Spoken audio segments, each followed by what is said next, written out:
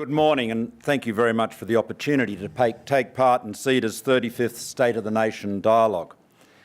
The Committee for the Economic Development of Australia was established more than half a century ago as an apolitical forum focused on major policy issues facing the nation. Over the years, it has participated in several of our most contentious debates over changes that challenged prevailing economic and social orthodoxies. So it isn't news to anyone at CEDA that structural economic reform is profoundly politically challenging. Economic reform is always challenging. It disturbs the established order. And while there should always be many more winners, rarely vocal in their appreciation, than losers, invariably highly vocal in their dissatisfaction, there are, regrettably, always losers. Of course, when we think of the forces disrupting the globe at present, the spread of ever more powerful digital technologies into every aspect of our lives, and the return of Asia to the centre of the world economy, the limits to the power of governments to stand in the way of change becomes clear. So while governments can be an important agent of change and economic progress, and in Australia were emphatically that under most Prime Ministers over the past 30 years, democratic accountability and the propensity of some politicians to cave in under pressure make it a fragile and inconsistent one. So it's always critical that when we contemplate significant economic or social changes, we carefully and methodically prepare the ground for them. That means explaining the problem to the electorate. The first step in any reform process must be to repeatedly explain the facts and tell the truth about the situation. It means providing authoritative third-party verification of the problem. As Gary Banks has pointed out, an independent productivity commission dedicated to evidence-based policy was a powerful tool helping governments during the reform era. It means making the case persuasively and repeatedly for what needs to be done. And it means pursuing consistent, coherent reforms, treating varying interests equivalently, encourages a sense of fairness, while successful reforms tend to build on each other as they build confidence in the process and the government that is undertaking those reforms. Put another way, nobody will accept the bitter pill unless they are convinced they are sick. You cannot sell a solution until you've established there is a problem. So the first step in the reform process must be to tell the truth about the current state of affairs and then make the case for what needs to be done. Now, the NBN and Australia Post are two case studies. They both face very serious challenges, and in each case, their capacity to respond is constrained by government. Now, immediately after the election, having appointed a substantially new board for NBN Co, composed of people with relevant industry experience, I asked the directors to conduct a strategic review of the project, which would tell the truth about its current status, its business-as-usual trajectory, and what our options were to complete it sooner, cheaper and more affordably for consumers. The strategic review told a sorry tale of mismanagement, missed targets, blown budgets and a likely completion cost of $32 billion more than Labor had forecast.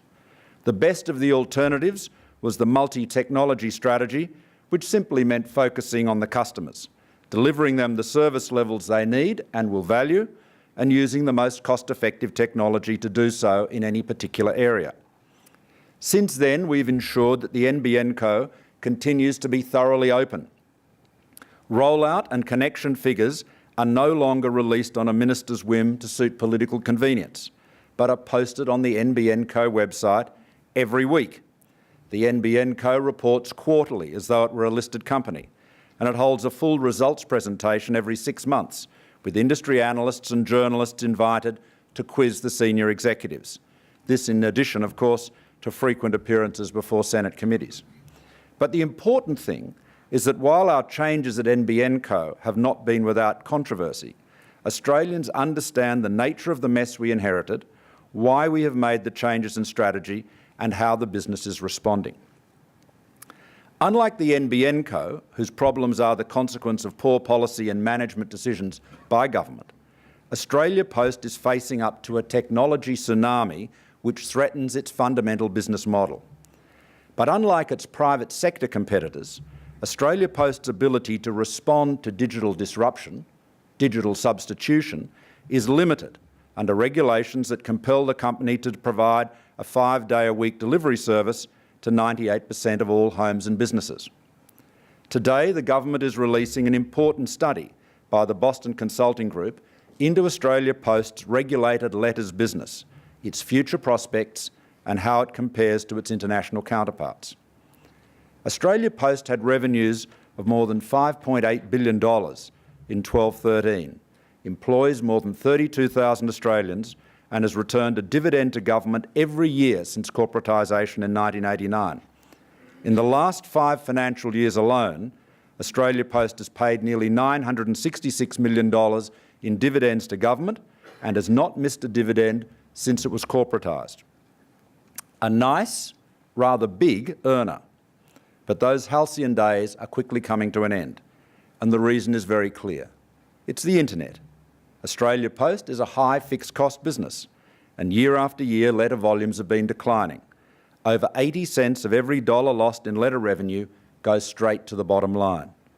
Big changes are needed. Without them, there is only the prospect of a sea of red ink and ultimately ruin.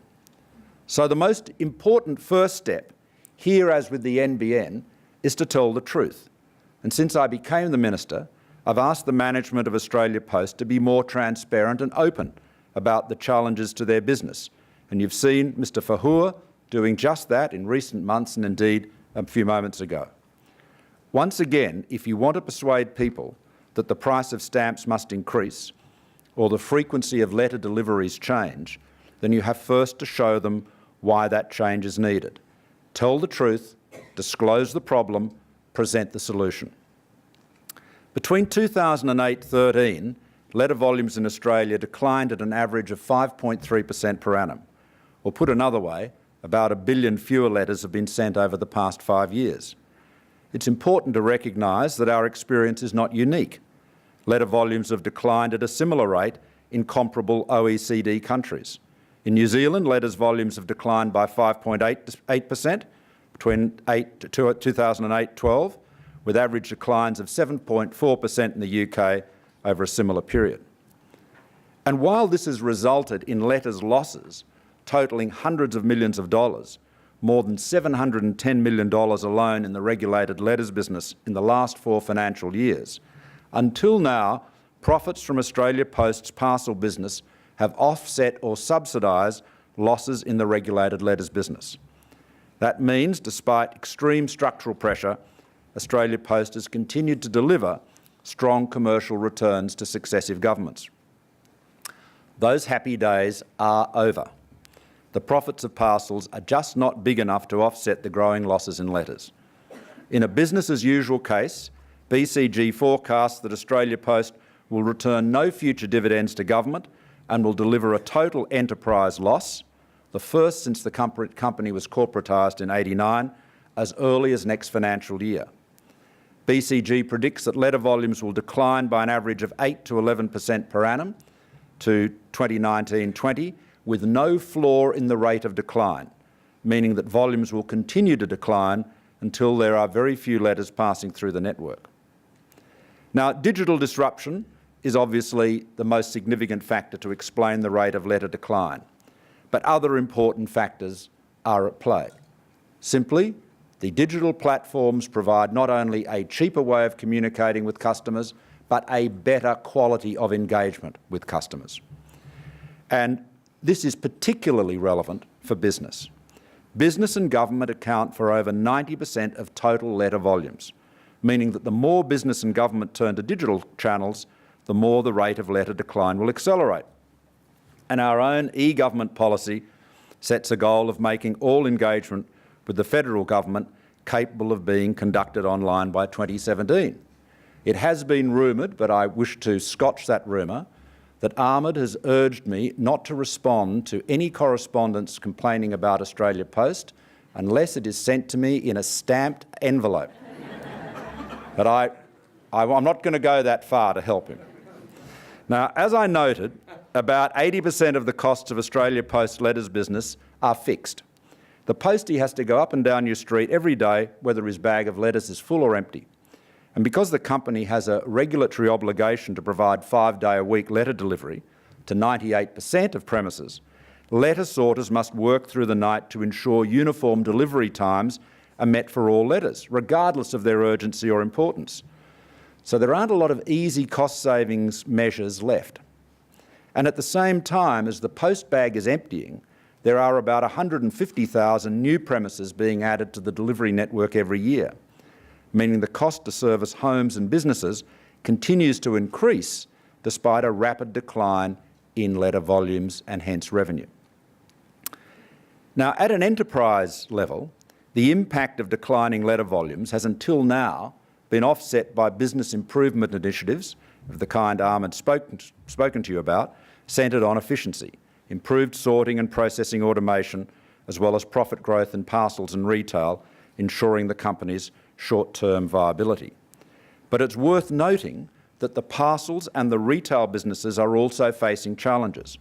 Not only is growth in the e-commerce market slowing, the parcels market is also becoming increasingly competitive, with new entrants eating into Post's market share. Australia Post's parcel business will grow by about 1.5% this financial year, down from 9% in 12-13.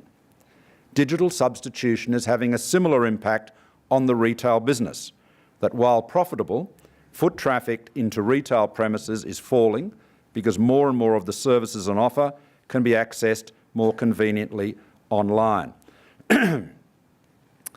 BCG believes service levels under the current model of letter delivery exceed the demands of most customers, with survey data suggesting 2/3 of people rely on their mail only 1 or 2 days a week. Even though the overwhelming majority of mail is sent by business and government, as I said, more than 90%, service requirements are determined by the needs of receivers, how they use and how much they value their postal services. BCG believes that the service levels under the current model of letter delivery exceed the demands of most customers. Their analysis of the results of a 2014 survey of 8,000 customers conducted by Australia Post showed approximately half of the survey respondents were willing to accept a move to 3-day-a-week delivery. So, what is to be done? The conventional response for businesses faced with existential challenges of this kind has all too often been a form of Macawberism, muddling through and hoping something turns up. Sometimes this includes the added folly of refusing to participate in the cannibalisation of your own legacy business, meaning, of course, that other people will do it for you. To its credit, Australia Post has established a digital mailbox business. They recognise it will never have the scale in revenues or traffic, let alone profitability, of the monopoly letters business of old. But at least they are trying to be part of the solution. Instead of getting washed away by the new wave, they are trying to catch it.